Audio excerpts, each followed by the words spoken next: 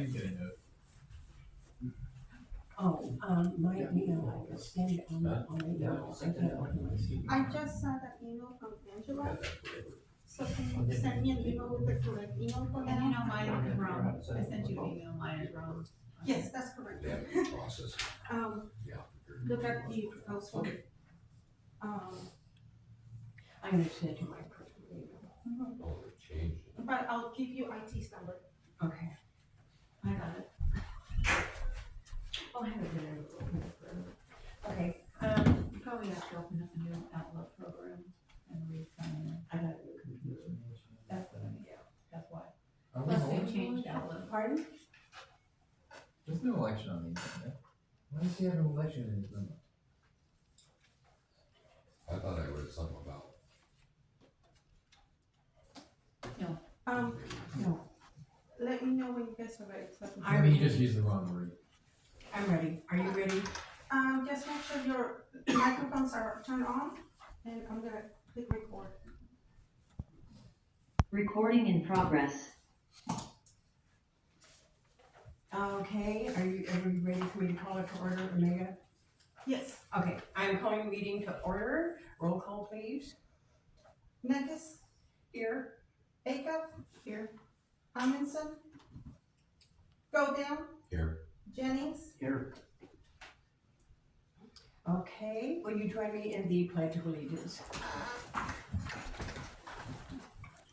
I pledge allegiance to the flag of the United States of America and to the republic for which it stands, one nation, under God, indivisible, with liberty and justice for all. Additions or deletions to the agenda? That would be, we will be deleting, I'm on. Do we have any pins? Oh, a pen. I did not bring any this time. you didn't want to? John, on a pen game. Normally I do, and you guys always have a couple ways. I got Okay. 5 out of 5. I was over. We'll move on to C, election of chair and vice chair. Do I hear any nominations for chair? Marcy? I'd like to nominate Paula for 2026 Planning Commission, chair. I second. Second? All in favor? Vice chair, any nominations? I nominate Kennedy Amadis. We don't have a Kennedy Amadeus. Yeah. Okay, so I'll second that. All in favor? Aye. Good. Discussion, number 1, updating commissioner terms. Planning commissioners to confirm and accept the new staggered terms approved by the city council on Tuesday, January 20th. And so that would be the proposed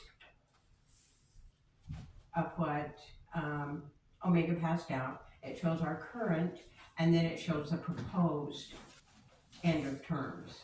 And it has Roxy and Paula.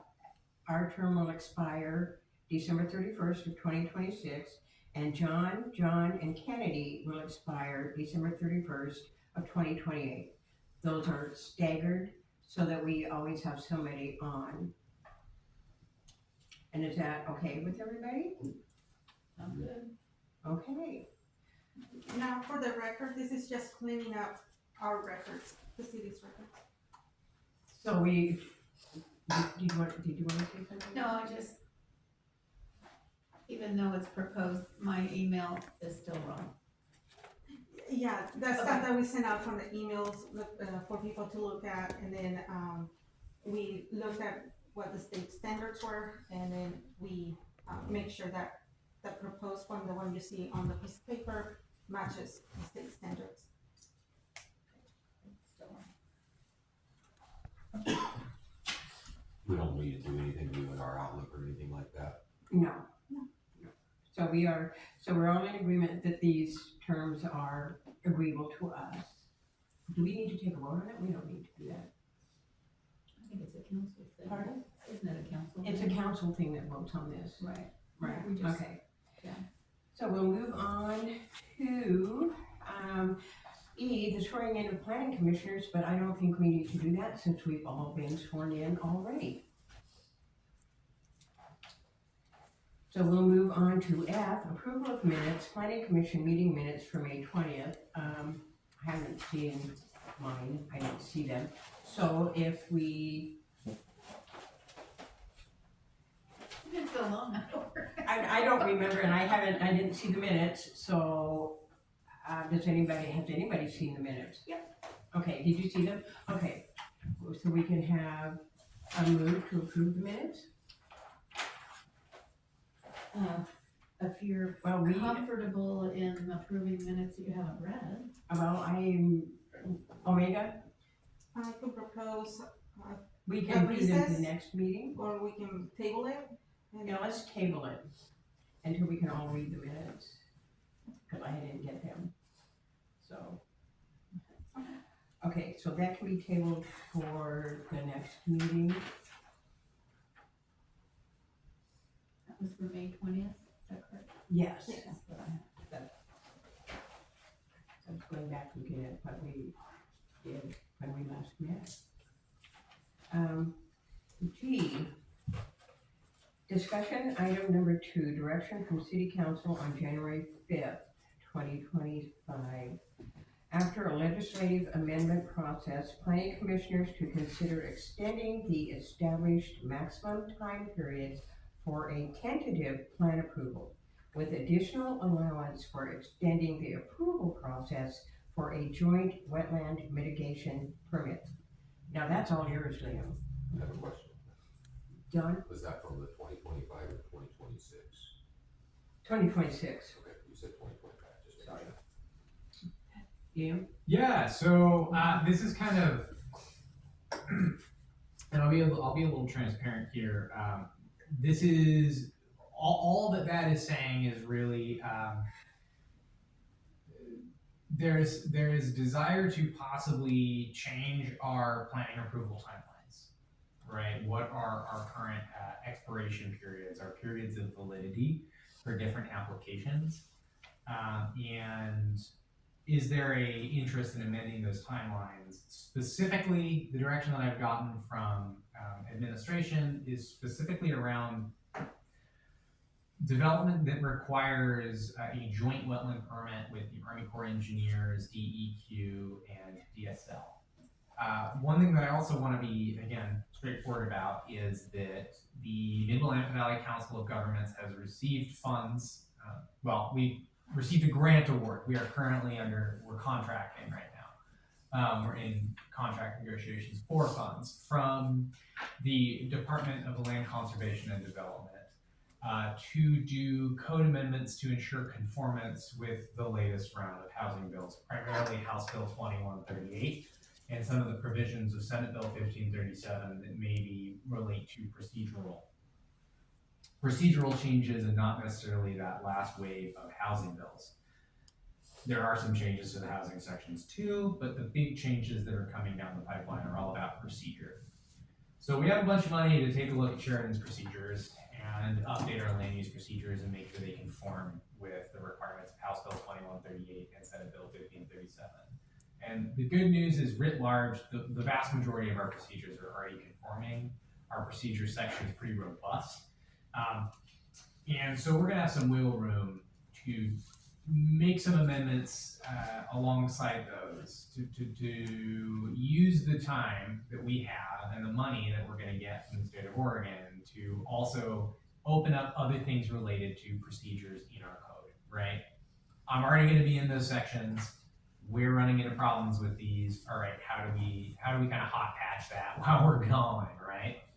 And I think the big issue that administration has identified is our approval timelines. And I think many people on this body, I know certainly John G., Kennedy, and Paula, and actually Roxy also very aware that we often have the same application come up for review multiple times. times. We've approved the same subdivisions multiple times because our current approval period is 1.5 years with a 1.5 year extension for all land use applications.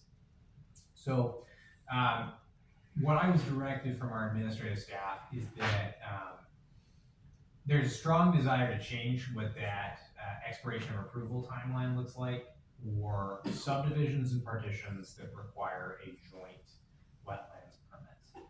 There's also the idea about what about any application that requires that DEQ, DSL, Army Corps of Engineers joint permit? Should that all have an extension? Should our approval periods just in general be longer? Right, our total approval period is 3 years. What I'll tell you right now is industry standard for a partition or subdivision is about 4 to get it done after you have approval, and that's just where we are in the financing landscape. That's just the reality right now. It's really hard to finance development. It's also extremely expensive, and with the additional wetland and of course our other FEMA permitting woes, it can take a lot of time for somebody to move through the development process. It's easier to secure your financing when you have your land use approval in hand, especially in Oregon. And so if someone's on a 3-year clock and they're trying to wiggle out their financing, that can be very difficult for a developer. So we sort of have 3 different things that we need, not necessarily a motion or any kind of too deep discussion, but kind of a temperature gauge on, what I'd call kind of a toe dip. Because we're going to get really into these amendments, not with our next set of code amendments, which is going to be LA 26001 food cart pods. That was the priority. It's going to be LA 26002 conforming procedural amendments. That's the one that everyone's going to really care about. I love conforming procedural amendments. I literally just did a bunch of conforming procedural amendments. I'm so excited. He loves to say the words. So when we get into that second one, we're really gonna crack it open, and we'll have some dedicated work sessions where we go through what the state requirements are. What we're kind of looking for right now, or at least what I've been directed to get from you, is kind of that toe dip before you go into the Alpine Lake. How cold is it really? On those 3 issues. So the 3 things that I think would be best discussed is 1, how do we feel about the current approval period for land use applications, full stop, being 1.5 years with a 1.5 year extension? Does that need to change? Does that need to increase? Does that need to decrease? If so, how much should it increase by? Do you have questions of staff about what we think? 2, should we have a process by which land divisions that require a DSL joint permit, that's that wetland permitting, right? We've talked about that before, where someone delineates wetland, and then if they have wetland on their property after the delineation, they then, if they want to build on it, have to go through a mitigation permit or demonstrate to the state that they're not developing and impacting on it, right? One of those 2 pathways. Do we want to give them an additional pathway for a different extension period or a different approval period? It'd be complicated to write that, but it is possible. And then 3, that same kind of joint permitting, is that something, if an extension were to exist for people who have to pull a wetland permit, right? That same joint permit, should that apply to more applications than just land divisions? Land divisions are the big one that this impacts, right? But theoretically it could impact any range of applications. So that's kind of the 3 things that, with a brief discussion, I would like hey, here's my toe in the water. What direction does the Planning Commission feel is appropriate with those 3 issues? And I'm happy to summarize them again if you want to discuss them point by point. Yes. Yes? Yes. Yes. And full Okay. stop. Well, there were 3 years. With 1.5 year We started with, extension. The 1.5 year, with one, make that 3 years? well, technically it is 3 years. With So Well, it's it's a total of 3 right now. So, but most of them are 4 now, right? So what I'll say is that the timeline for large land division, just in terms of what I've personally experienced in the last few years, is it's growing. Really complicated and unphased land divisions can take a long time. Sheridan is what you might consider a tertiary market for housing, and so we don't see a lot of phased land division. Phased land division may be the way that people move forward in the future. We haven't really seen it in our history, and our code doesn't talk about it at all.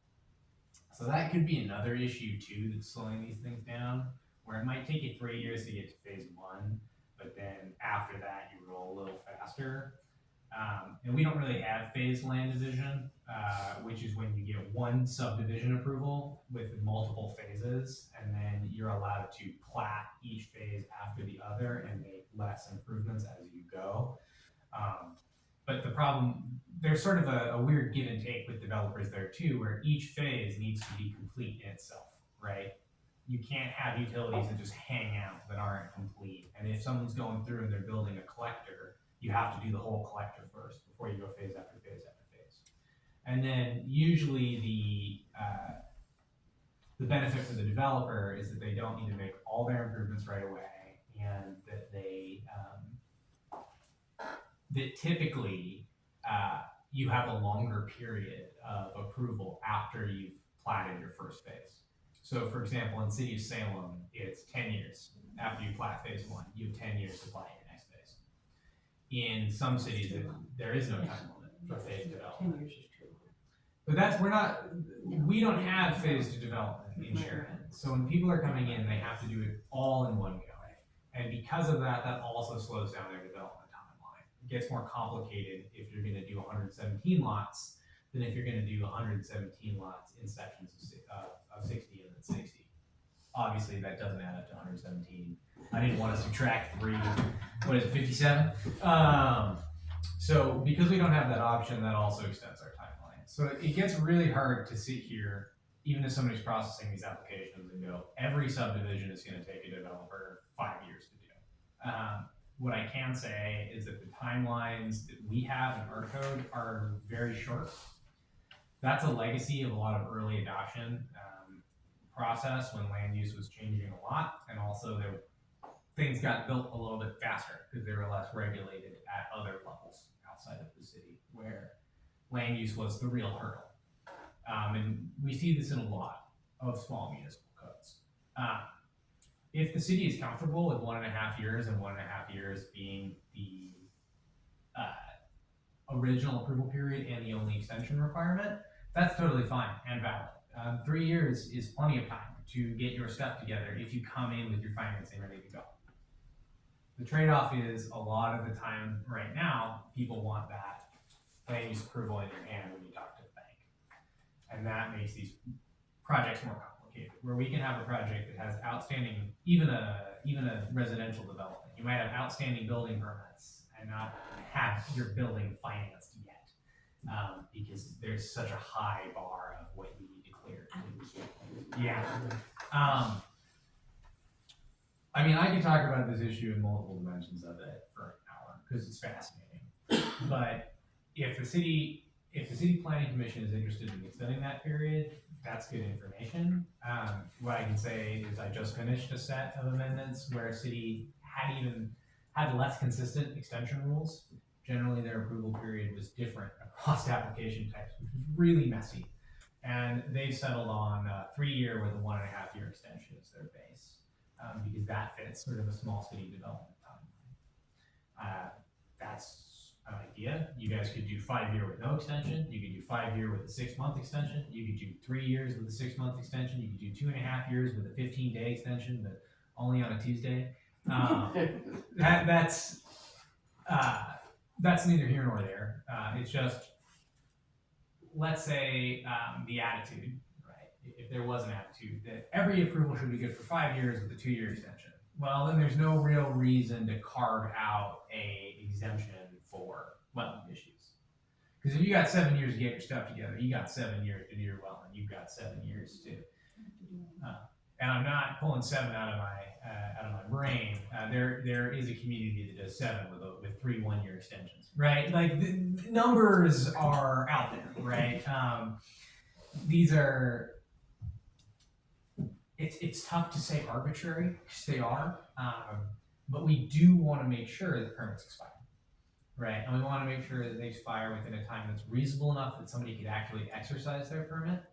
We wanna make sure that they expire in a short enough time that if our code and our priorities change dramatically, we can still hold them to our new development standards. We wanna make sure that they expire in a time where it's long enough that they don't have to constantly, depending on how public opinion shifts, change their plans. But we want it to be short enough that they are responsive to public opinion, right? So it's a personal sweet spot, and it's up to every community to decide what that sweet spot is. I can tell you right now, 1.5, my opinion, that is too short. I agree. But what the actual numbers need to be, or if they need to be that for everything, or just for some things, that's up for this commission to determine. Or at least to give us a direction on what we should investigate. So from my experience, I deal with a lot of developments across the country. You know, parks and communities and stuff like that. I get a lot of right around 4 years is typically what that all takes. So for Sheridan, I think if we can move towards a 4-year with a 1-year extension, then, or 3-year with a 1-year extension, that's plenty of time to get it all done, but yet still keep them short enough so that they don't drag their feet. So that's just from my experience in what I do on a daily basis. And that's kind of what was in my head. 4 years is about the timeline right now for most stuff. I just feel, it feels like, again, an arbitrary number, but just from lived experience, that's kind of where stuff is sitting, where it takes around 4 years to move. But then again, my only concern about that is, you know, in the future as, you know, other things start coming into play, That's what I was thinking. you know, DEQ has to get involved or what, or somebody else has to get involved. And that slows the process down, and that's out of anybody's control. That would be my only concern, you know, with putting a cap on it. And so, you know, ultimately 4 years is plenty of time for any development, really, especially in this town this size. You know, we're not gonna get no huge mall or anything like that needs to be done, but Don't say that. You never know what we're working on. not in my lifetime. Rocky? I don't think the size of the town makes any difference, but the amount of wetlands that we have in town does. Makes a difference. That it takes up so much of our available area that I really think if we're gonna help make this work, the 3 years is way too short, and the 4 years is, I think, is a little closer. But I'm thinking if it gets any more difficult to get this process through and approved, that may not be long enough. We could always push towards a 3-year with 2 1-year extensions. And that's what I was You know? thinking. 3 years with 2 1-year extensions, that gives them, people who are dealing with wetlands and having to have appointments with DEQ and everybody else, they get it. There's a chance to do an extra, another year, which makes it 5 altogether.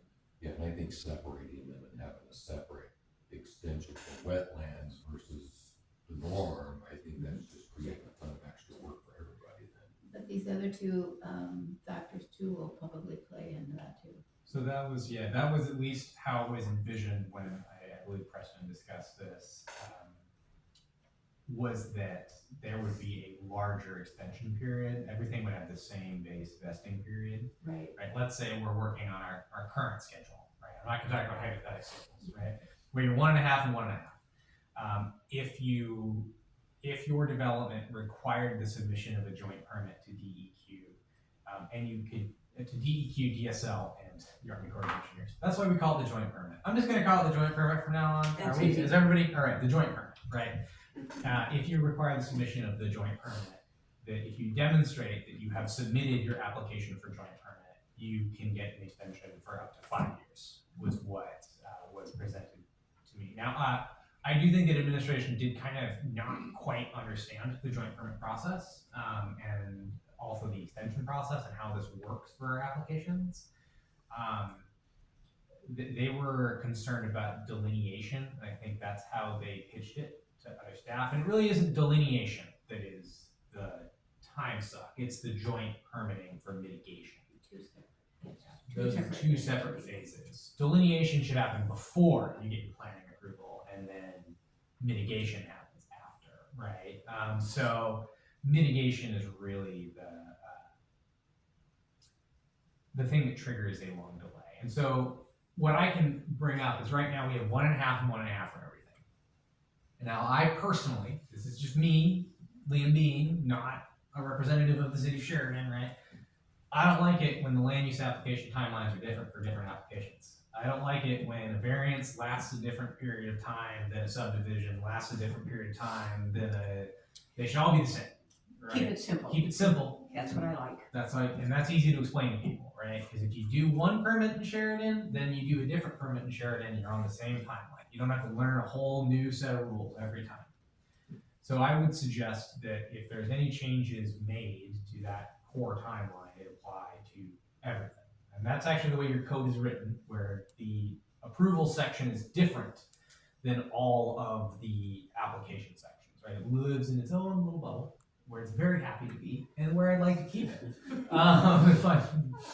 Because then when somebody asks me how good is my application for, I know exactly where to go and press Control C, Control V, right? I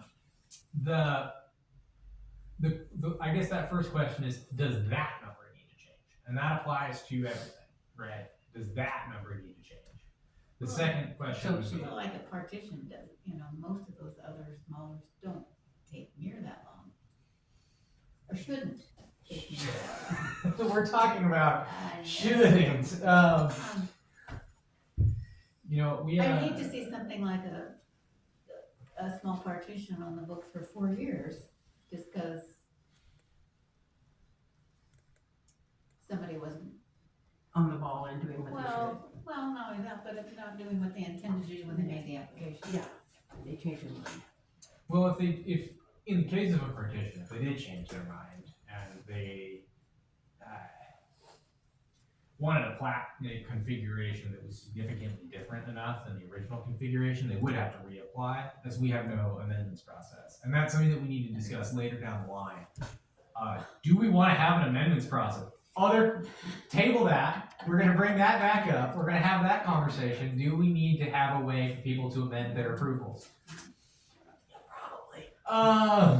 Yeah, write it down. But that's for later. That's a thought for later, Liam. The now question is does that core number need to change? Do certain applications need to have different numbers?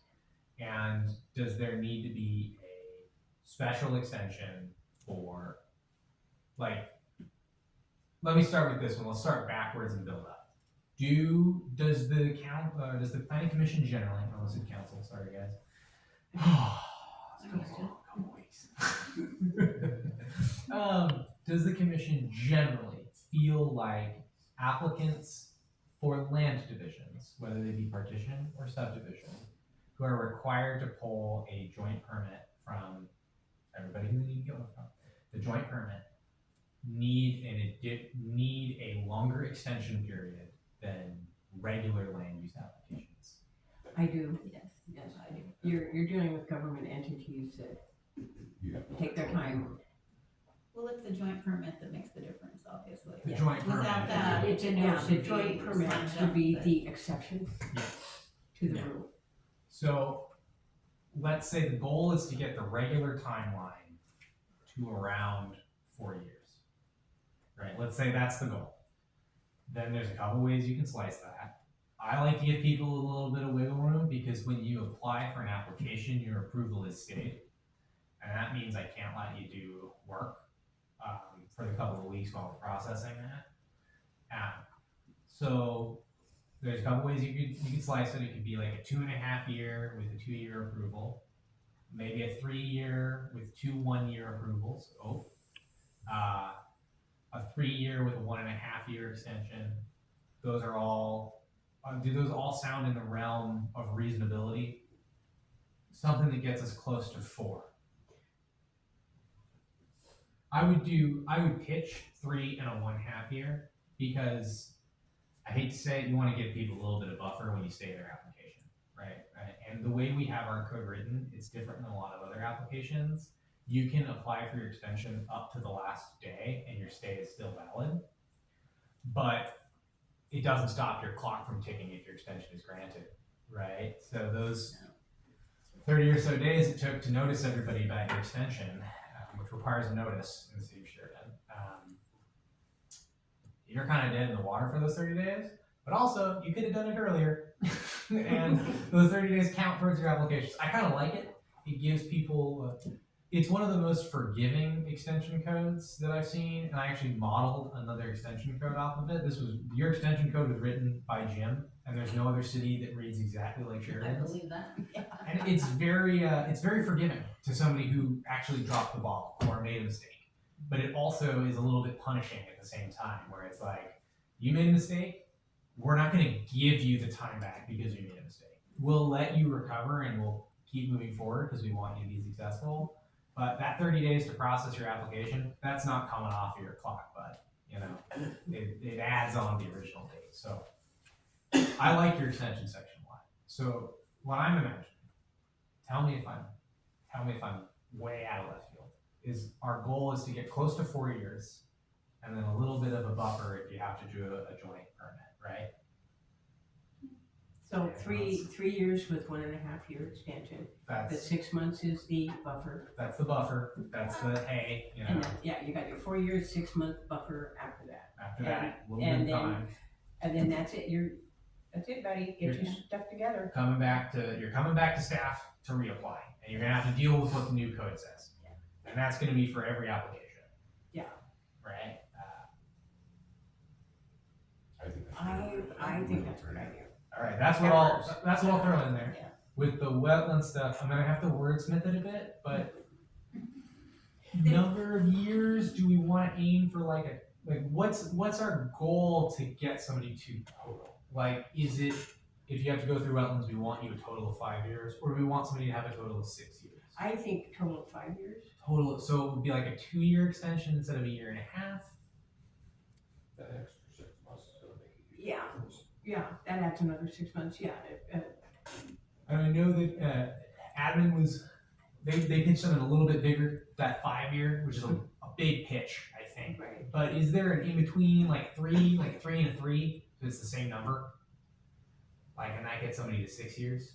So they That can gives get, somebody to 6 years. is Is that that 5? encouraging dilly-dallying? I don't think it's encouraging dilly-dallying. If We have the dilly-dalliers still reapply for their subdivisions. they'll apply for every extension they can get. Yeah, so the way and again, you guys can say, no, 2 seems good. This is just the way my brain works, is that 3, and 1.5 are all kind of close to multiples of each Right. other. 3 and 3 So 3 and 3 just for the wetlands. For the wetlands, For the and then- joint. 3 and 1/2, because it's also exactly half of 3, and it all kind of. We like the numbers. Yeah. I like that the numbers feel similar, but if you guys are like, no, 2 feels better, that's direction. The process on Viola Street, Yes. how long has that been going on? How long has that subdivision been going on? Well, at least the mitigation and all that. It's been going on for. I'm just wanting to know worst case scenario, because this would be the worst case So scenario. they did a 1.5 and then another 1.5 off their first approval, Mhm. which expired, and they, at that time, that was, I believe, securing financing. When they came back to us, they basically started their joint permitting right away. There was a really serious issue with joint permitting on that application, and that issue related to deeds and titles that were not updated, right? What I like to call shadow easements. Easements for things that don't actually exist on the properties. Weird little things, and so getting that cleaned up, which they had to have all legally cleaned up before their application could even be accepted by the Army Corps, took like 9 months, and that was between all of the parties to this easement and doing the legal work. We were one of the parties to that easement. It was complicated to undo that and to demonstrate to the Army Corps of Engineers, hey, there's nothing here. The easement that this is talking about that is on this property, it's like 200 feet north of the property line, right? Clearing that up with the Army Corps alone took months. And that's not just because it took a long time to do the work, which it did.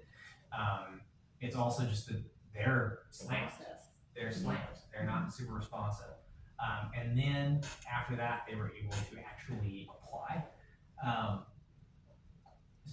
So they basically almost a year and a half into their new approval, and they've only actually applied for the permit for, I actually am not even sure if the application has been finalized and submitted, because when you're a local jurisdiction, you receive a notice for comment, and I haven't gotten that. So the Army Corps certainly hasn't even noticed people for comment yet. So, and we're almost a year and a half in, right? We're already set time. So even if you are on the ball about the process, right? The people who are developing Viola Street are not, it's not a mom and pop builder. Like, No. it's a big project, it's a serious project. They're on the ball, their engineer is responsive, and yeah, you can hit a snag like that. It throws you back a year and a half, and that's Outside forces are, So worst case scenario would be,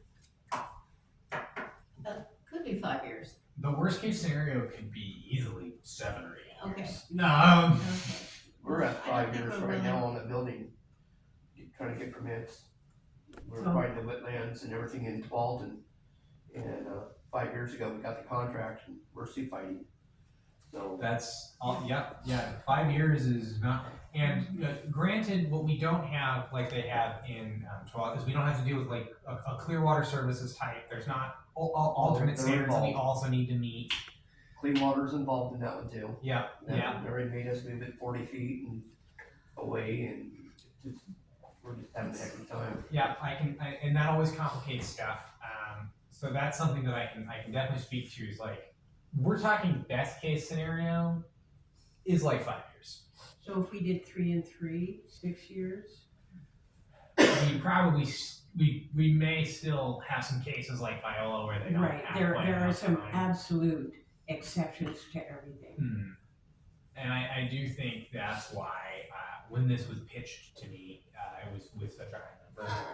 6 years I would think is reasonable. 5 years is I would think is the minimum. Sometimes not. But sometimes like, you have things that molder for a lot longer. And another example of a different community I've been working for is that one thing was incorrect on the application, and it was noticed with that one thing being incorrect. And it was, after it was noticed, they went back, they went, oh, there's an error on the application. They completely redid the application, and they had to completely renotice and start from scratch. It's the same way the FAA works too, right? If you're ready to get anything approved with the FAA, and it gets noticed, and then there's a change, you have to completely renotice. So it's actually kind of nice that we don't actually have an airport restriction, because I'll tell you what, you want a building over 35 feet in a city with an airport, whoo, you're close to the airport, and you have to Especially do there. 3D approach zones, and ask me how I know about 3D approach zones. That's an after the commission discussion. But like I said, I could talk about this at length. I could talk about a lot of Oregon wetland stuff at length. I have some strong feelings about formerly farmed wetlands on private property inside of UGBs. I think we may have similar opinions, but when it comes to discussing this stuff, I think it is giving people a critical tool. I guess we get to decide how nice we want to be and how lenient we want to be. And what I'm getting from this commission is that 6 years feels like a long time. Like if a development isn't happening in 6 years, that's the longest we can imagine, at least from your reactions. Is that resonating? I think Yeah. so. Yeah. I just think of Viola's being a way worst case scenario, but obviously it's not. But still, It's not. But it is the true For us it exception. is, just because when is that ever gonna go in, you know? Yeah. But and then we also have to think about, well, maybe we don't have to think about, but somebody does, being ready for that subdivision, the rest of the city. Not our problem. We are but- thinking about it. That's a whole different subject. Yeah. What, what I can tell you is, that one storm drain, that one storm drain up on Viola, that's a heck of a storm drain. And actually that ditch will bear, the ditch that people are concerned about, I know that is the issue that people are concerned about, we discussed this when it was approved. That ditch that exists behind folks' property is not gonna take any of the stormwater from the subdivision. It's all gonna be directed down into Their collection, a separate- and a separate Yeah, they have collection. a separate collection in one corner. It's all gonna drain gonna go- away from that ditch. So Right. that ditch will probably get less runoff from that field. All the way across the back of Blair, all those houses out there. Yeah. That needs to be redone. And there's a lot of water comes down off that road, off that hillside, and Yes. there's too few places for it to go. So adding this subdivision, and all the non-permeable surfaces for water it's just gotta be a big deal to deal with. This is, again, not necessarily strictly on the agenda item. I can say that it is I know. designed in a way to capture all the stormwater it will That would be generate. part of that Right, process. it is, I think it was, the plans, I remember, it's been a long time since I've seen the plans, but the plans had down in this corner, Mhm. totally away from where the ditch, all the water from the subdivision was being directed to that catchment basin. It's all gonna be And directed some of the away. water from Viola Street was also being directed into that catchment. Yeah, it's gonna be if that goes in, it would be a significant public improvement for the storm drain system there. And they will, it's gonna possibly be better than the pre-development condition. It's hard to say if it's gonna be better or equivalent to the pre-development condition. I would have to double check the stormwater report. Well, engineer will hopefully be able Yes. to determine that. I don't know. But it does look a little bit better than the pre-development condition. So that is an approved subdivision, that's neither here nor there.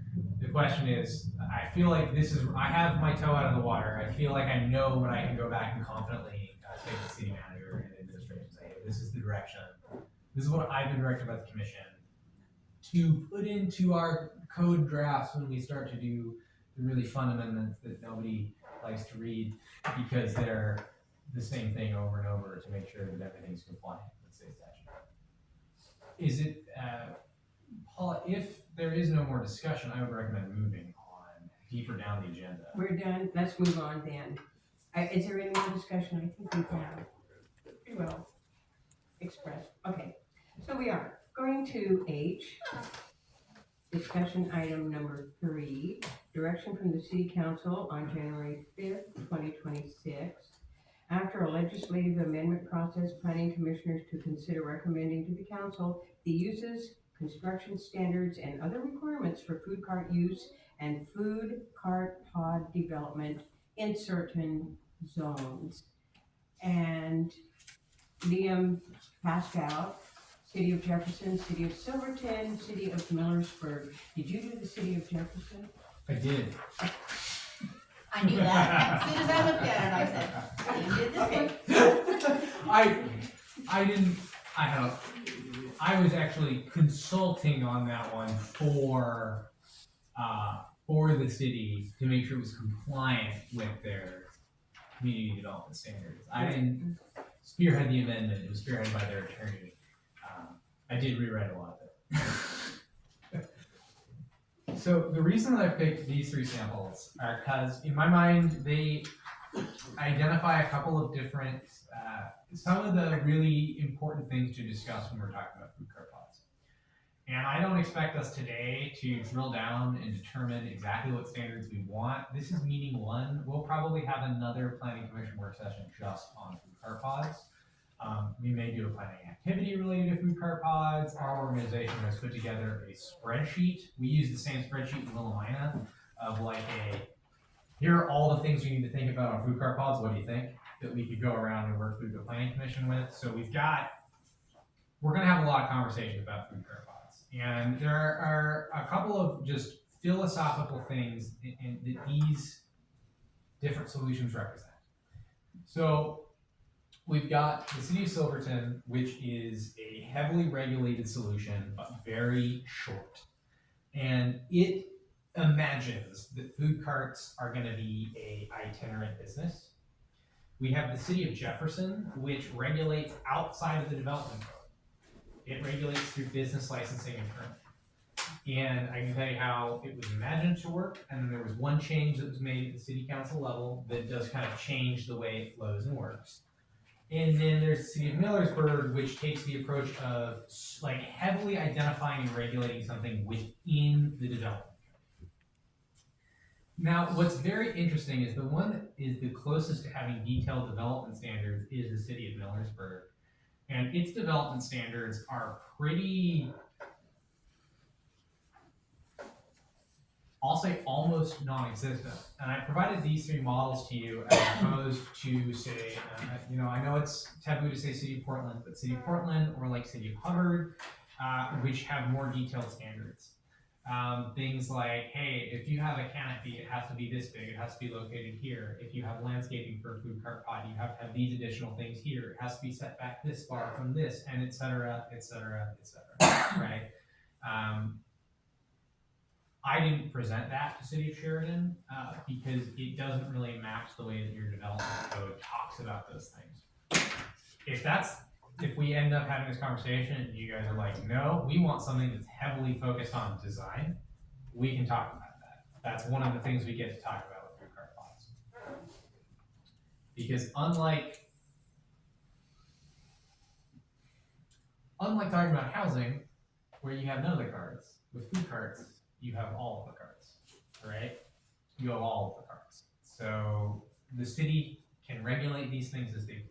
And the other thing too is terminology in food cart gets really complicated. So the most recent administrative rule addresses them primarily as a health and fire safety thing. And it's another important thing to consider. Anything we approve, the Yamhill County Health Department will also have to approve in their own way, same as the new restaurant. And the fire district will have to approve because food cart pods can be a fire hazard and they're regulated in OAR because of fire issues.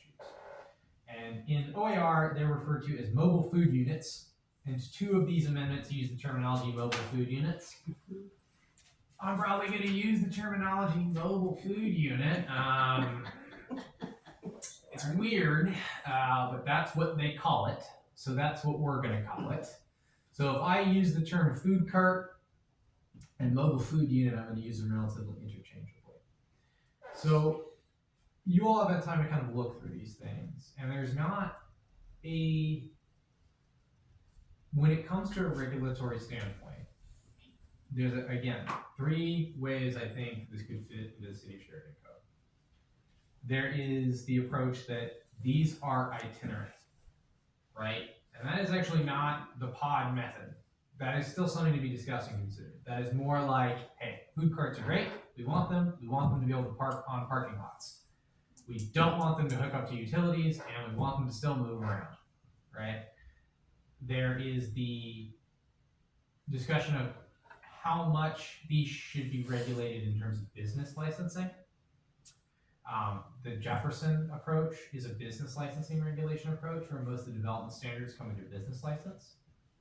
And then there's the question of if they're an itinerant use, you don't need to really detail too much about how they're used, and you can have a pretty lean, mean piece of code.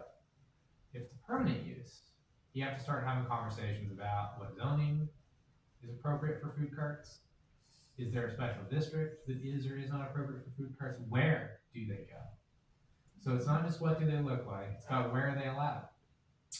You have to ask yourself the question of, are there different kinds of food carts? Some cities don't have different kinds of food carts. Some cities do have different kinds of food carts. I gave you an example where it's my favorite example of different kinds of food carts that I have seen in Oregon, which is the city of Millersburg. Not only do they have different kinds of food carts, they have different development standards for each different kind of food cart. Now their development standards are very broad. guess what I'm saying is, what in your mind do you imagine, just off the top of your head, if you were to permit mobile food units or mobile food unit pods? We're still early days. We're still in exploration. What does a mobile food unit in Sheridan look like? What do you want it to look like? What is the goal? What's the vision? We can round robin this. What is our current now, like when we had, over here across the street, we had, units up.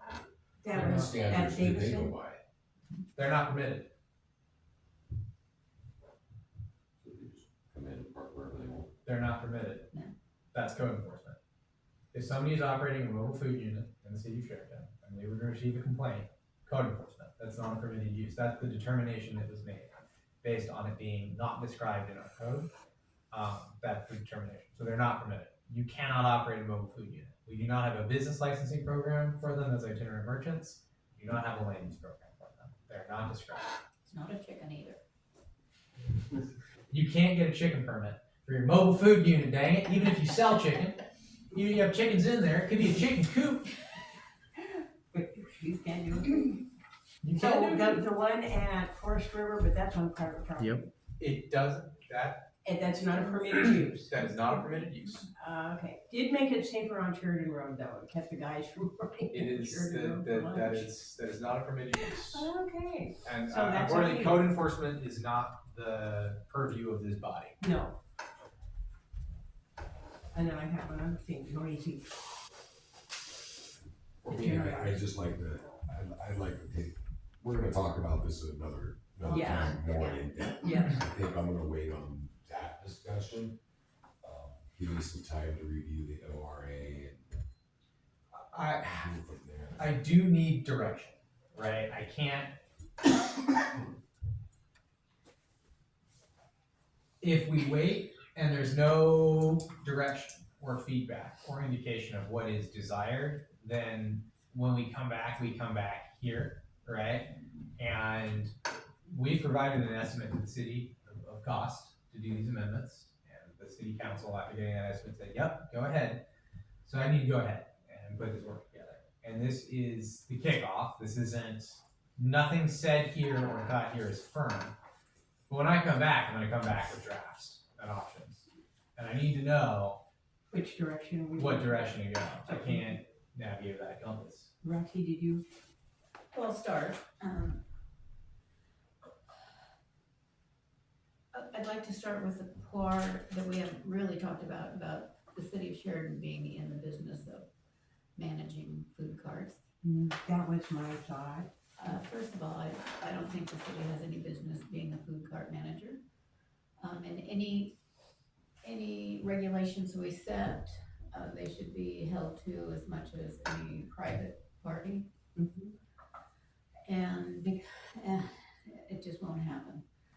Anyway, my opinion, I'll get that out of the way. And next, food carts, this is Sheridan. I don't think we're ever gonna have a unit that has a bunch of carts that can stay permanently, that are hooked up to the sewer and water, that have additional amenities that could go with them. I don't know that that would ever go in Sheridan. I can see food carts coming in, temporary, 60 days, and then maybe coming back if they're successful. So, in my opinion, we should allow for food carts itinerary wise to be on private property. But I would think it would have to be at least some commercial Commercial or industrial? or industrial, of course. That was my thought, yes. And, Written permission from the private property owner. I don't think, haven't read enough of these to know, and I don't know some of the other, standards, but, you know, as far as, what were some of the other? Well, they have to meet state and county Well, that's- health regulations. I don't think all of we that. have any, No, they have to because we don't have Right. any say otherwise. right. They would have to. And, Neither here nor there. and then there'd be hours that they could operate. There could be. Yeah, there could be hours they could operate. One thing I had noticed once, a food cart set up at Hurricane Coffee, very short term. They didn't have permission apparently from Cobalt, from the owner.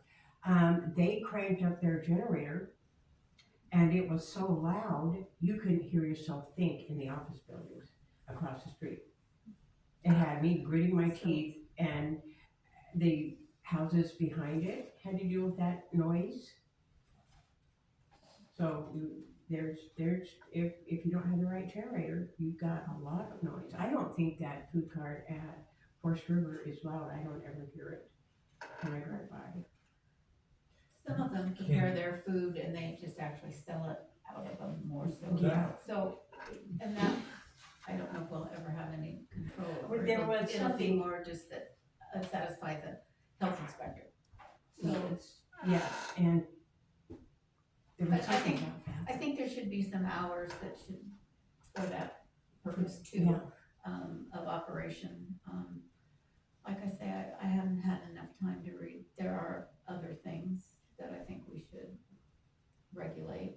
I agree with Roxy in that I just can't see the city of Sheridan setting up a food pod location. There isn't the foot traffic for that.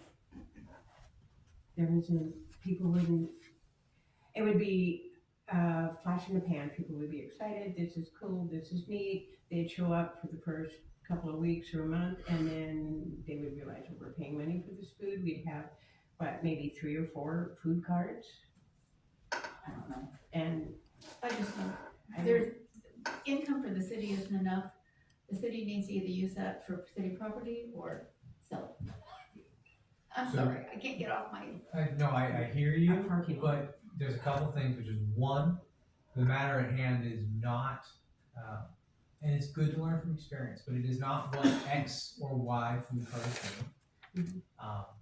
All food carts are not permitted in the city of Sheridan City limits, period, full stop. They can't Yeah, operate okay. here, we do not license that, right? That is, so operate with that knowledge, right? And that I have to operate under that framework, right? And when we're talking about regulations for a mobile food unit pod, right? We've been directed by the city council to have regulations for mobile food units. The why or the who is not our purview, okay, right? Our purview is the time, place, and manner, right? And we can regulate pretty much everything we want about that time, place, and manner. Anything from requiring skirting, which you can't do for a manufactured home, which you can do for a food pod, to requiring that utilities be hard piped or that something be entirely self-contained if it's part of a food pod. The way that for example, Jefferson is the one that I was very involved with. The way that it was supposed to work is that you would get a 1-year itinerant merchant permit. So that's very common for door-to-door salespeople in local government, right? They get a 1-year itinerant merchant permit. You say, hey, this is my business, I'm gonna be in your community. It expires every year. And that you could then, if you had the itinerant permit, you'd be allowed to operate on any property where you could operate a restaurant, as long as you were on a hard surface and your food cart was completely self-contained. And then you were just not allowed to be on any property for more than 180 days in 1 year and more than 5 days consecutively. So that makes sense. you're able to come in, park in a parking lot, do 3 or 4 days of business, store it, come back in the next week, park in the parking lot, do 3 or 4 days of business, store it, not have to worry about re-permitting. And as long as you have permission from the property owner, you can operate and move around. So that's how that itinerant model was supposed to work. Didn't end up working that way. They made the permit time 60 days, right? because they don't move. Because they don't move. Right. That was the problem. And It's they like, need to. Right. they need to, and Yeah. the city's concern was, hey, if we're trying to keep them moving around, we're gonna spend a lot of money on code enforcement. They're right. Yeah. But that's sort of the idea of the itinerant model of like, hey, you have rules about, okay, you can be in one spot for 14 days and then you have to move, or you can't be on one lot for more than 180 days a year, or 60 days a year, or 90 days a year, whatever it is, and then usually you also then exempt festivals on city right of way that are permitted, whether they be city sponsored events or maybe somebody's got a right of way permit to close the street. That's different, yeah. Then there's an exemption that they can operate during that. So that's sort of the itinerant model, and you're usually not regulating cameras. You're usually not regulating signs because they can't have permanent signs. You're Right. usually not regulating structures. If you are, you might say you're allowed to put a X by X temporary shade structure in front of it. Sometimes people permit that. Or a table. Or a table. And again, there's no one way to slice it. I gave you guys 3 examples, and there are dozens and dozens and dozens across Oregon. We've gotten feedback from city planners, city reporters, feedback from other communities. I gave you some of my favorites. And one thing that I'll point out that I really quite like about Millersburg is they break down the different kinds of food carts, right? And then they have a table that basically says, hey, if you've got a food stand, which is basically a push cart, right? A small push cart that you might be selling fruit out of, or maybe you sell popsicles out of the push cart, you can go wherever you want because you're a food stand. You're not going to park your food stand permanently. You're going to take that home. And you know what? If you're in a low-density residential neighborhood, pushing your food cart around, your little push cart, or you sit on a corner for a couple of days and you sell to kids when they come out of school, that's okay, right? You're permitted everywhere. But if you're a pod, you're only permitted in commercial, industrial, and publicly zoned land. And you're subject to XYZ development standards. So you have the whole cake, right? It's not, what I need today is not, we want an exact X screening requirement for food pods. It's more of a, what's our philosophical approach going to be to permitting mobile food units in Sheridan? What is the why? What is the, what do we want, right? If the commission's like, we don't see the feasibility of food pods and they sound like more hassle than they're worth, but we want itinerant, then that's what I have to look into, right?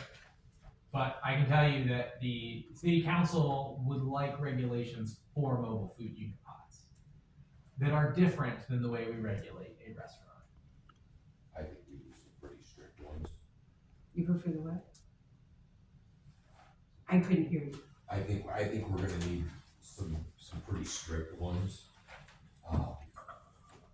For itinerant? Yeah. Yeah, I agree. Yeah, because, I mean, the last thing we want is one food cart after another just thinking they can come in wherever they want. They need to come in, they need to get a permit. A permit could be issued for a year, that's one, then they're on record with the city of Sheridan. And the city of McMinnville charges $25 for a permit, renewable every year. Yeah, and I think, I like the way the Millersburg broke that down. I think that is a genius idea. 'Cause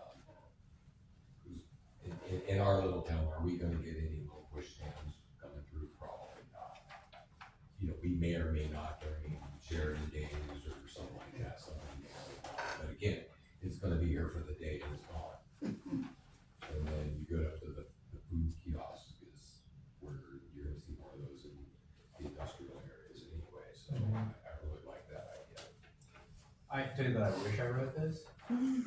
I wrote a lot of the Jefferson stuff. I wish I wrote the Millersburg stuff. This is lean, mean, efficient, and good. Well, that's what I think we need. Yeah, something, and it fits, it just takes up its own section. What I would say is I wouldn't put the uses section here, I'd put it in our uses section. So it's good to know that you've been very clear that commercially zoned and industrially zoned lands are where these are. Yeah, that's, and then that would be, and on private property, you get permission from the private property owner, and then there's rules and regulations. So What kind of card, when we're saying private property, do we mean private property that is zoned resident, zoned commercial or industrial? zone, commercial and industrial, yeah. That's the most logical place. We don't need them in the residential. No, we don't need them in the residential. The residential people can go to the commercial area. and get, I know that some people go up and get from the food cart at Forest River, others than the employees there. They go get food. Food carts are not permitted in the city. Oh, I can't help that. And so, in that case, and then they should be self-contained, So, clear water, gray water.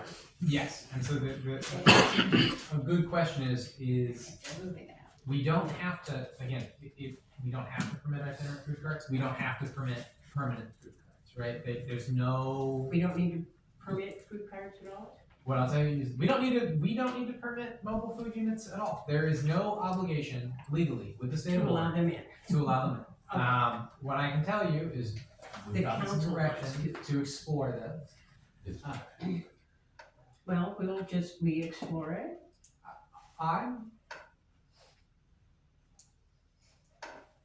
I know that we've received some public support for the idea of mobile Yes. food units. But personally, as a regulator, they're a nightmare.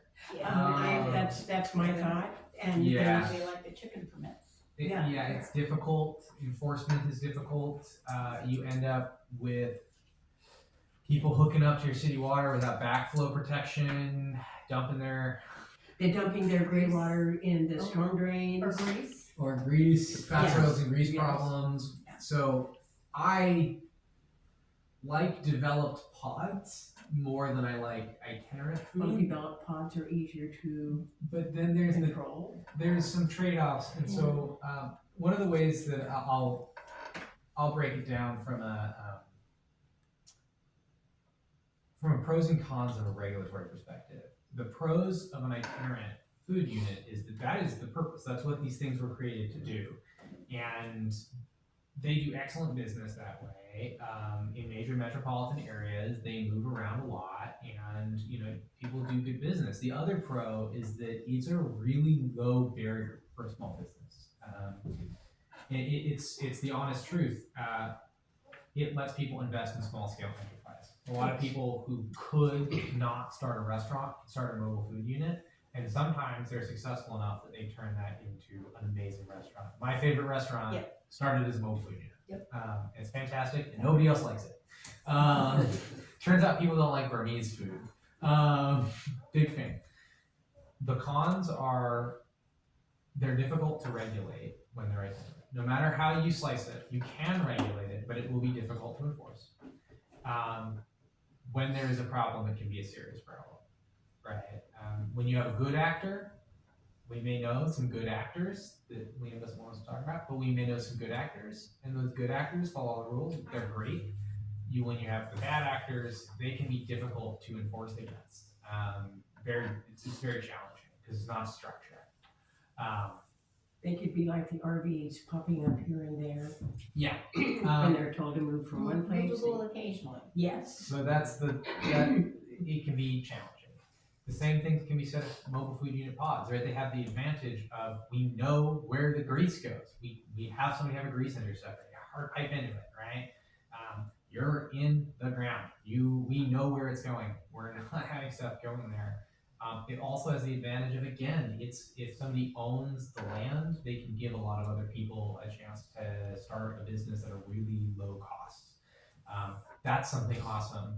I don't want to underestimate how valuable that is in a community where we have a lot of talented people who maybe just don't have that chance to show off that talent. And I really do believe that about Sheridan. The disadvantages of mobile food unit pods, they take a lot of space. They take a lot of space for what they provide, and they do create a disinvestment in the built environment.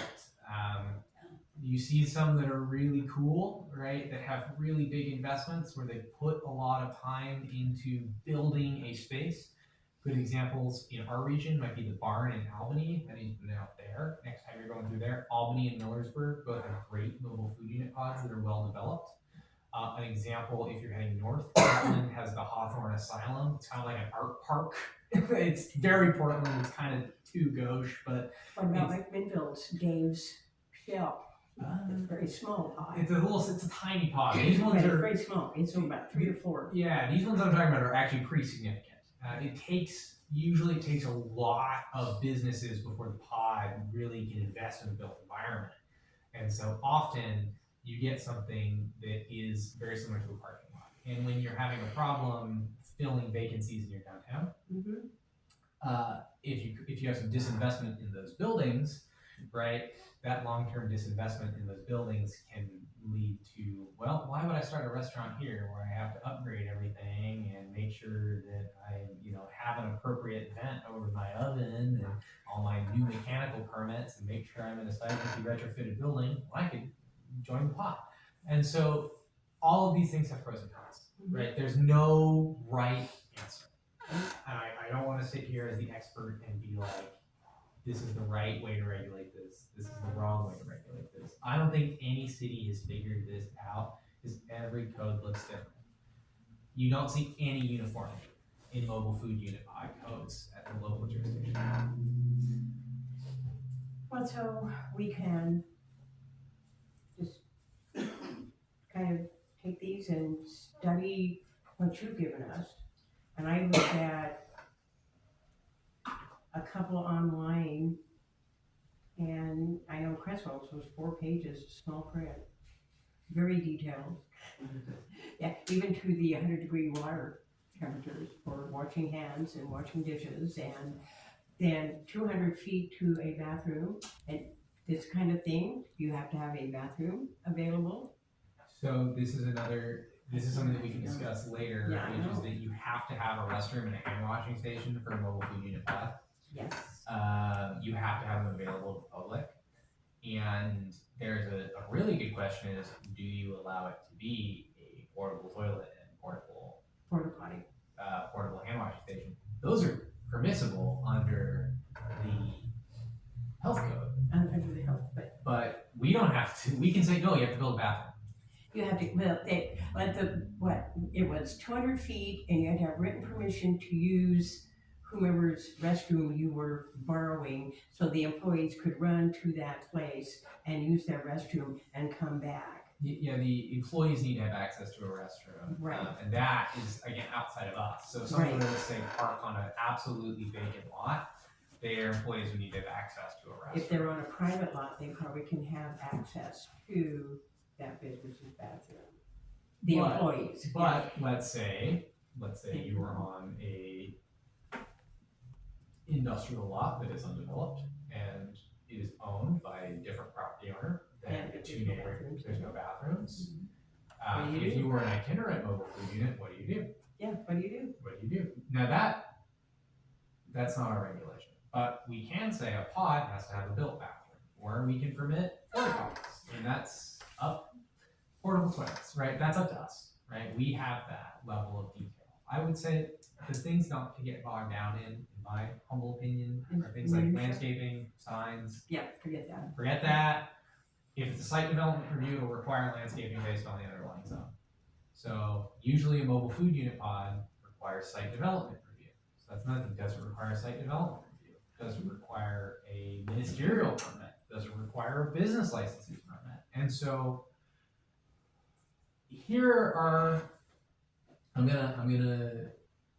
I don't want to present the illusion of choice. I don't want to box you guys into a corner here, because I've got thoughts about the way that this would be done most efficiently. But my thoughts are not what's important. What's important is that this body is comfortable with the proposals that I bring forward the next time we talk about it.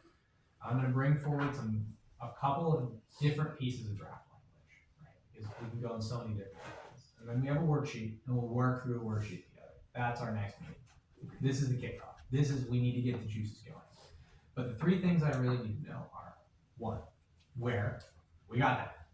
Where? It's gotta be, no matter what kind we're permitting, it's gotta be on commercial and industrial. We don't want anything in residential, we don't want it in a park. 2, is there a favoritism towards itinerant or permanent?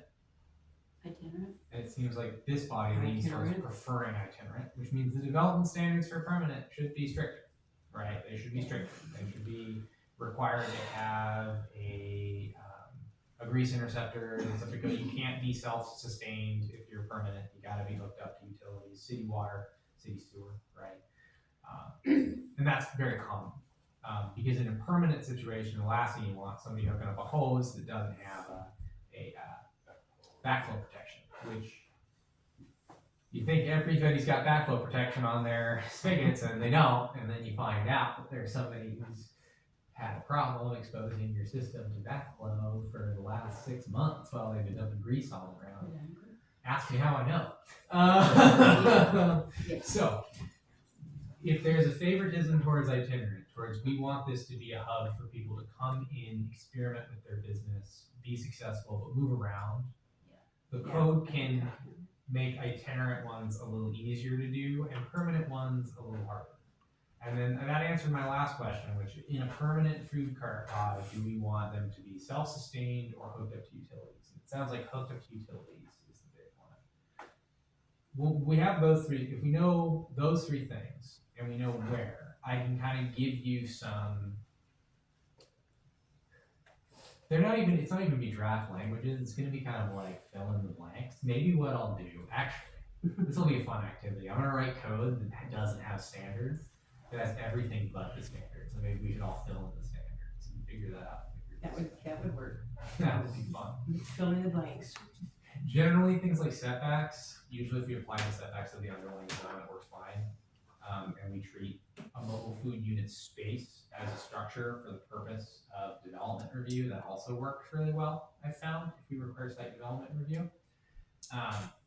Basically, you just say the pad is a defined thing, and the pad is the structure. So when we're doing all of our math for how much parking you need, we use your pad, right? So if you've got 3 mobile food unit spaces, and each one of those is about 10 by 20, it's usually what you want to require. That's usually, about 3 parking spaces that needs to be provided on site for the mobile food unit. You want to be wary of having too much parking on the mobile food unit spaces because they really do work great as a walk-up use in denser areas, right? And then I'm also always cautious about requiring too much parking for these kinds of things because as much as we want to make sure that there are some barriers and that things are being developed well, we also want to keep it an innovation hub, right? A place that is a lower bite, a smaller bite of the apple than the building, if we permit them, right? So we can have a totally different parking standard for a mobile food unit as well. You can have a number of parking spaces based on the number of food units, but again, I wouldn't ever go over more than 2 per pad. Even 1 per pad is plenty. Usually the parking is for the employees, and it depends on what kind of business. Like a taco truck can run with 2 people and 1 person, but an Indian truck might need 3 people. So it just varies dramatically. It's hard to predict that. Great walk-up uses though. So I've got some direction. I've got some thoughts from you all. I do want to summarize it. It seems like you want to, no matter what, you want to make sure that itinerant food units are permitted in the city limits of City Sheridan. They can come in and operate with a business license. With a permit and with rules. Business licenses in Sheridan, however,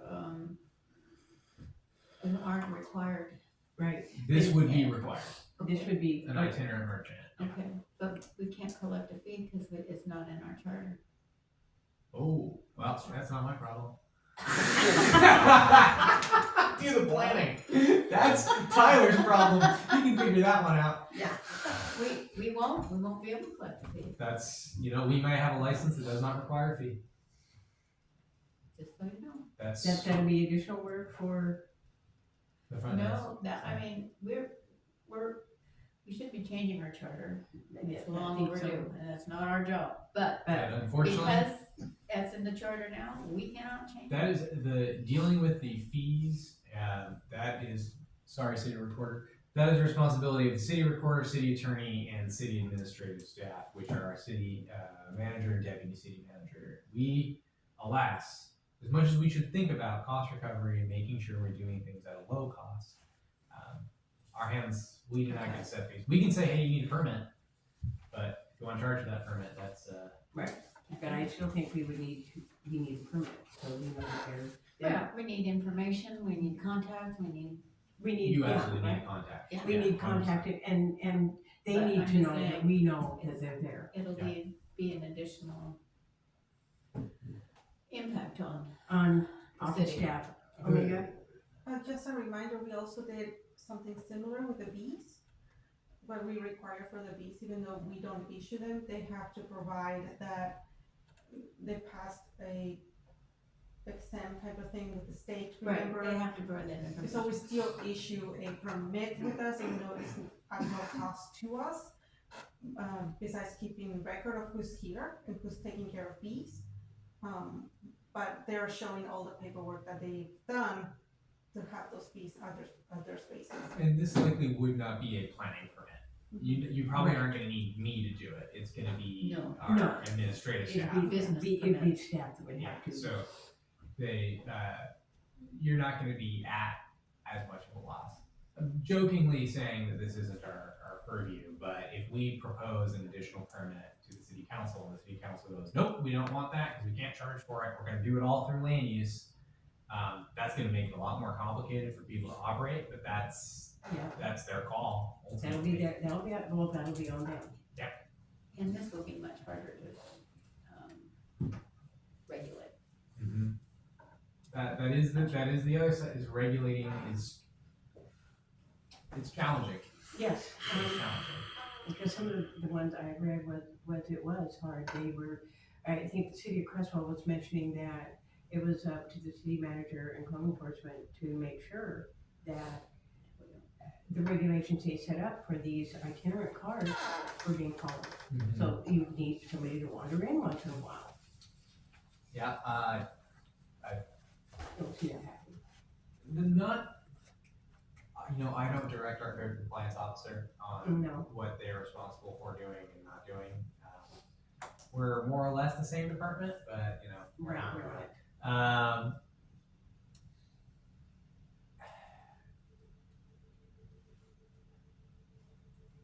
My personal experience around code enforcement and then mobile food unit pods is that it's a rabbit hole we can get down forever. No matter how we approve them, there will likely be code enforcement problems. The same way when you add a new use to the code, there are Yes. often code enforcement problems.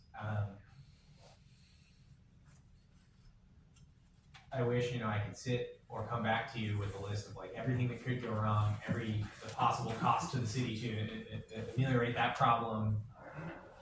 There's a lot of different things that can happen with mobile food units. But again, it's pros and cons game. And regulation is supposed to help mitigate certain cons.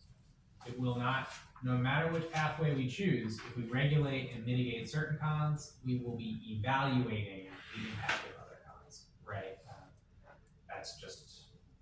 That's kind of how this game goes. We cannot have our cake and eat it too. So for example, if we focus mostly on itinerant uses are really difficult to regulate. They're typically not regulated through land use processes, as they should not be, right? They're not permanent uses on the land. I don't need somebody to come and spend 10 hours of their life getting a land use permit for something that's not a land use matter. I do not want to make the people of Sheridan do that. I already have to with our home occupation permits, because they're technically land use in your code, not business licensing. That is not the way that I like to write things, but it will become difficult to regulate. Versus if the solution is a land use focused solution, which is sort of the way the city of Millersburg did end up answering their question, it's more land use focused. The trade-off will be you will not get those itinerant merchants, you will get pods, and that will be a higher bar of investment before somebody can get that off the ground, and it will potentially create disinvestment in structures depending on which way economic trends go that we can't really predict. Roxy? Does the council want us to make that recommendation of one or the other?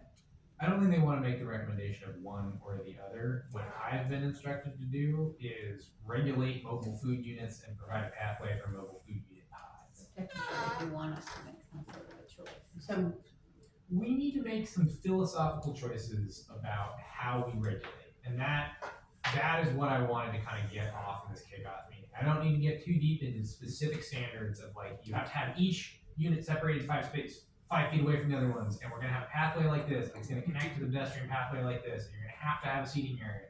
That's gonna come later. It's more the philosophical of like, what do we want if we had a mobile food unit pod? Let's go ahead. If we have a mobile food unit pod, what does that mobile food unit pod look like? That's a kind of a core question for me. So I'm thinking, I've seen the one that went up, Dave Shell in McMinnville, drive right by it, it's very nice, have you seen it? It looks nice. Mhm. They actually utilize this and gas station, and I'm sure they probably have restrooms, because gas station had restrooms, so they have that, and it's very neat, it's very clean, it's very tight, it's very tidy. It's on-street parking only, so that would be probably the same thing here. On-street parking, unless they use the parking lot or the property over there and had parking made available and the pods went there. We can't, when we're regulating like this, I don't want us to be thinking of any particular location. Okay, so we just do the pods, so they're neat and tidy. Itinerants, we've already had them here, and we have one here. And I don't know, do we count the coffee shop? Hurricane Coffee? Millersburg does. Millersburg does. Does it? Okay. Millersburg does. Yeah. The other two examples that I've given you, Mac would not. Mac would not. Hubbard would not. So everybody wants their coffee. Well, it depends, because that's a kiosk, right? So it's a permanent structure. So even though that sort of gets in, that's very similar to like, is a manufactured home a house? Because you can just place a kiosk is placed, but it's not on wheels. It can't be moved easily. It's on, actually I don't, some of them are on foundations, some of them are not. Right? Connected to the city services. I actually don't know if Hurricane is or not, specifically in that case. But sometimes they're connected to city services, sometimes they're self-contained, right? So then we have the itinerant, and then we have pods. So what would we prefer? In this case, the city regulates kiosks as permanent structures at this time. I would recommend we don't change that. Kiosk is a permanent structure. It should be regulated the same way we regulate a structure, more or less. That would be my professional opinion. Is I like what Millersburg did. I do think they go a little too far. They go a little too far. Do we need a difference between food trucks, food carts, food stands, and a food kiosk? We're not gonna have all of those. No. We're gonna have food trucks. We're gonna have food trucks, right? We're gonna have Mobile food. We're gonna have mobile food units. You guys are gonna hate the term mobile food units by the end of this year. Yeah.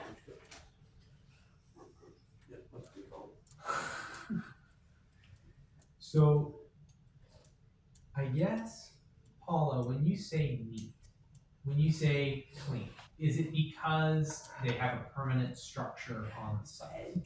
Just driving by, it's kind of fenced, and they have picnic tables, and they have a covered eating area, and the units, there's 3 or 4, look very clean. The whole area looks very clean and tidy. There's not a lot of litter or garbage. I don't know how it would be with the itinerant ones. They would be required, of course, to have garbage cans out and not use anybody's dumpsters to dump their garbage. They'd have to use their own, take it home and take care of it. A great simple example, City of Silverton, Section 9 or subsection 9 of B says, a trash receptacle shall be located within 10 feet of use, which shall be maintained by the owner or operator. Right. We would say the same thing, right? If you're itinerant, you have a trash receptacle. You have to have it. My question is what is the importance or value of there being a permanent structure on the site? Whether it's completely enclosed or partially enclosed, can you have a mobile food unit pod in Sheridan if there isn't a building? That's, I was at, so again, I don't have a lot of experience with food carts, but when I was looking for a car, my son took me to a food pod in Beaverton, and there must have been 15 to 20. It was beautiful. It was play area for the kids, but there was a permanent structure there also. There was a building, they were serving beer and stuff inside, that provided the bathrooms. And the rest of the pods, you just walked around. But that big structure had restrooms in it for everybody to use. And we would never have 15 to 20 pods. Anyway. You usually, again, see just typically a unit with 4 pods, a mobile food unit pod, sorry, with 4 units, often does not have a permanent structure involved. Right. So And if there is, it's usually not fully enclosed. Dave's is an old gas station, so they do have that. But in our case, probably wouldn't have. So we would need.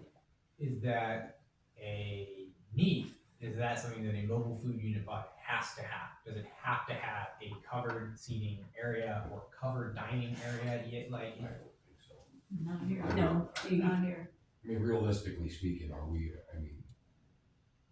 really gonna have a pod area? Yeah, that's where I'm going. That's where Roxy's going. I Are we can going to have? envision, a food truck coming in, setting up somewhere, they take care of all their stuff, the people come over at lunch, get their stuff, and they go. And they go. That's There's no what. need for permanent structure, there's no need for hookups. I mean, the only thing you really gotta worry about is the trash and where are they gonna park while they get their food. Right. And there's no security, what might happen at night, or, you got so many other things to worry about with that sort of setup. And that's what I see for a town like ours, I just don't. I agree. that is kind of why I gave the Silverton example. So there are some communities that, and I think maybe Silverton doesn't say it outright with the way that their code is written. But a lot of the way that they regulate mobile food vendors is just as, you're gonna come and go, right? That's the thought process. And Jefferson's a little bit more explicit about it. Another community that I work for, Roseburg, they don't regulate you at all, pretty much, as long as you move. You just have to have a business license. As long as you move once every 7 days, you can go wherever you want. Typically, if you're having itinerant, there is the question of where are they allowed to park. So we've talked about residential districts, no. Big question, are you allowed to park your mobile food unit on gravel? If it's fully self-contained, there shouldn't be an issue. But you don't know. It shouldn't be. If it's fully Yeah, self-contained. you might not want them to. Yeah. That's usually, I prefer personally that they be on concrete or asphalt. Yes. For that Because reason. how many of them, Yeah. But we do have a lot of gravel lots, where somebody could pull up and operate tomorrow without having to do an improvement. So that's a question to consider. That's not something we have to agree on today, but I think that's one of the That's things. a thought. That's something we need to think about. Knowing where you guys' heads are at. So I'm seeing that the thought that I'm getting is maybe we have a pathway for permitting a mobile food unit, but it's not what is the most important, or mobile food unit pod. It's not the most important because we don't expect it to be the development that we see. No. Well, we need to have a pathway for itinerant merchants to operate, right? We need to have a pathway for them to operate. Yes. That pathway, we need to consider making sure that, for lack of a better word, we don't junk the city with trash everywhere and mobile food units. So there's a couple of things you do. You can't operate on a right of way. You have to be on private property. Right. With the permission. With the permission of the property owner. Well, that's one of those things where we can say you have to have the permission of the property owner, but at the same time, if you don't have the permission of the property owner and you park a mobile food unit on someone's property, you're trespassing. So You can be trespassed. Problem is it, yeah. we don't need to explicitly, and then are we tracking every property owner's signature of who's okayed it versus like they'll just trespass them? For 7 days. So, but what I'm getting is like, okay, we need a pathway for mobile food unit pods, but the standards don't need to be elaborate. Like, looking at what Millersburg has written and provided here, their standards are like, are you allowed to have a drive-through? Yes. Are you allowed? I would say no. No. For this. Yeah. These are especially, Too much room. yeah, too much room. But are you allowed to have a drive-through? No. Are you allowed to have, do you have to have parking lot aisles? Do you have to have parking? How much parking do you have to have? Simple things that we can get to. You're gonna have utilities, you're gonna have a grease interceptor, easy peasy. You're gonna be permitted where we permit restaurants. We can talk about that stuff. Seems pretty, but we don't expect to see that. We're gonna have the standards. I'll bring you guys some stuff. We can analyze that in a little bit more detail. And But the focus, the attention, the love, where you guys need the plan to get in there and stick his fingers in, and really perform surgery on your code, Frankenstein style. Has anybody seen the new Frankenstein movie? It's really good. You guys should watch. It's really, yeah, maybe it's really awesome. It was great. Is on the itinerary. is on the itinerary uses. I think that's, I just can't get excited about pods, because I don't think it's gonna happen. I don't know enough about it to get too deep in that right now. What I can say is that they're just restaurants, right? At the end of the day, they're just restaurants. And I'm not saying that to diminish them. They have a huge value, right, as an incubator of small businesses. Right. But they are restaurants. We know more or less how to permit restaurants. I can tell you some standards, right? I can give you some stuff to look at, and honestly, I'm just going to use, for example, this is language that I wrote. A mobile food unit pod operating in the city shall comply with all the standards in this section. The owner of the property upon which a mobile food unit pod is located is responsible for compliance with all applicable mobile food unit pod standards. A mobile food unit pod is considered a permanent development and therefore must comply with all applicable development standards. Then you list the development standards. In this case, we just did the exact same ones as the restaurant. Seems like we want something a little bit different, at least that's the direction that I'm getting, not necessarily from you.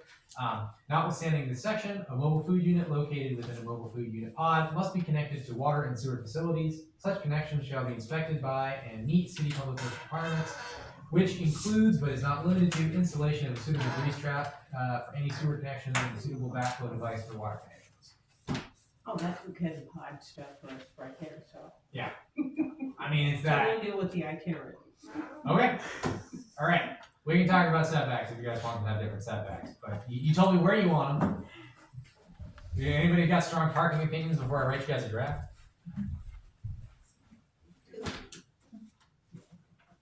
Anyone has strong parking opinions? Two per unit. Yeah. Yeah. I mean, you really, because you come in, you come out, you get your stuff, walk up. I think that. And they're, I mean, any of the food pods that I ever actually would aid at, it's way. Well, we'll talk about gravel. We'll talk about if you need an outdoor seating area. But it seems like the issue is they're high pikes, they're not self-sustained. We can talk about surface material. I'll talk to our engineer first. If he's like, no, we're not doing gravel, I'll be like, okay. That's fine, that takes care of it. But for itinerant, I'll bring back some standards. So and we'll take that up at the next meeting then. Yeah. We'll have time to study these and picture itinerant. This is not over today. No, It won't it's be not. over with our next meeting. No, it's gonna be a while. Yeah, we're gonna have to workshop this and nitpick. And you guys are gonna get a draft and you're gonna go, I hate all these things in the draft. And then we'll like, oh, I wanna change this. And then I'm gonna take your version before city council, they're gonna go, I hate all these things in this draft. And I'm like, alright, well, I'll figure it out. We're gonna be smoothing this out for a bit. I can hear them now, they'll say, oh, I never put that in there. Well, okay. So, we're gonna go now then to, on the agenda, public comment period. And I have a public comment form here from Mr. Lee, who wishes to speak in support of food cards.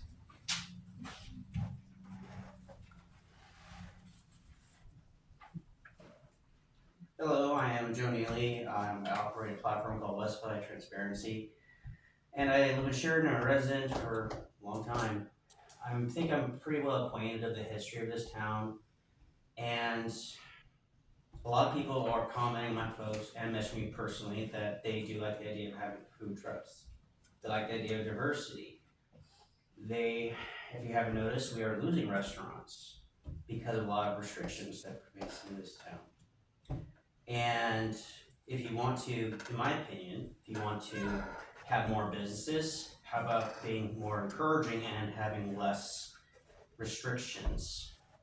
Because most of the towns that I've heard, Silverton, Hubbard, Millersburg, Albany, Silverton, I think I mentioned that, Portland, all their towns, the basic thing they have in common, they're not on the river. We are city of Sheridan on the river. And we have to understand that we already have hurdles that most places don't deal with. And we have a lot of obstacles, like a lot of businesses, they have to go through FEMA regulations, they have to make sure they're developed properly, they have to go through all the permitting process. So personally, in my opinion, I don't see how not the hookup part, but the pod part, I don't see how it's gonna work, because you would have to still go through the regulations, I imagine, just like how everybody else would have to go through.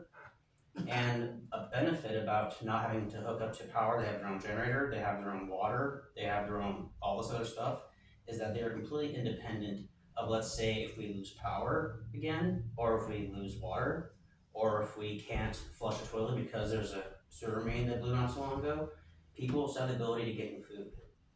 And a lot of people these days, millennials, Gen Zs, Gen Alphas, they're mostly getting food, eating out, and on the go. And ever since COVID-19, from what I understand, a lot of businesses have been on decline when it comes to eating in. Most times eating out. People want to go on the go. They want to take the food home. And personally, I would advocate more for food trucks, especially if they are independent, and it gives people a chance to have a different type of food. And especially with Gen Alpha, that's right there, I think in the high school right now, they're more open to different ethnic foods. And right now we have what? Pizza, we have Subway sandwiches, we have what? American Chinese, Japanese noodles, inspired food. The point is, we need more business in this town, and I haven't seen many businesses around because of the FEMA regulations that's hurting this town. So I'm just imploring you and encouraging this committee that when you're taking this into account of being strict but firm, but also inviting, keep in mind we are going against what a lot of cities, I imagine, are not going with, which is the FEMA regulations that we have to comply with because of the 100-year floodplains and things like that. So I would just encourage to please be inviting, let business come in, and that will actually encourage more revenue, I imagine, for this town. And if you can find a way to collect money from that, that'd be great. But personally, I would imagine just be more inviting to businesses and encourage them to come in rather than creating all these ordinances and all this other stuff and codes to where you're comparing to other towns that aren't suffering like we are suffering. Since what, 1960 something? Yeah, that's been like 60 years.